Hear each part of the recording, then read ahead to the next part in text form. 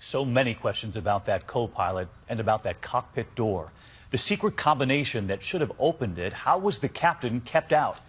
ABC's Matt Gutman tonight takes us inside the Airbus 320.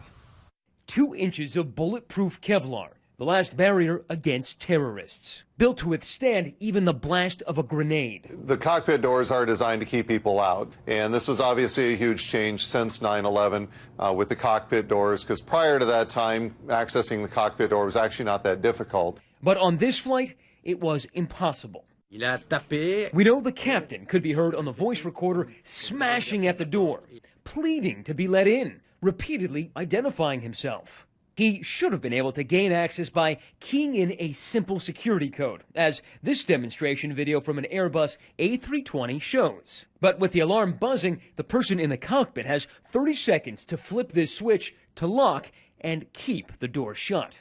Lubitz may have done just that, and could have done so more than once. And the horrifying truth, that door worked exactly as designed. It was impenetrable. What is changing tonight are regulations abroad. Major international carriers now matching U.S. policy. 2 in the cockpit at all times.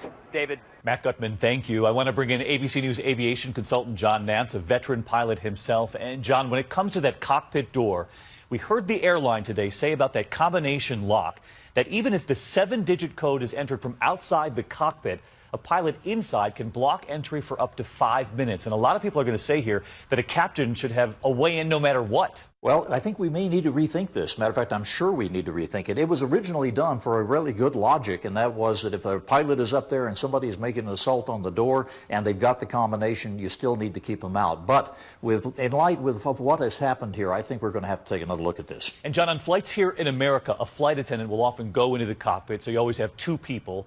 Or you'll see flight attendants block the front with their card and actually leave the cockpit door open if the pilot comes out to use the restroom or otherwise.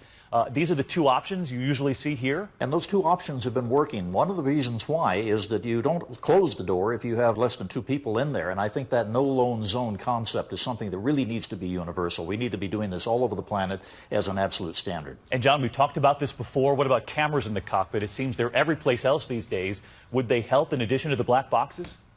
Yeah, absolutely they're going to help, David. We've got to stop this business of trying to guess what happened just by listening to the voice tape. And the old archaic objections from pilots that, well, that's invading our privacy are really nonsense at this point. All right, John Nance with us tonight. John, our thanks to you.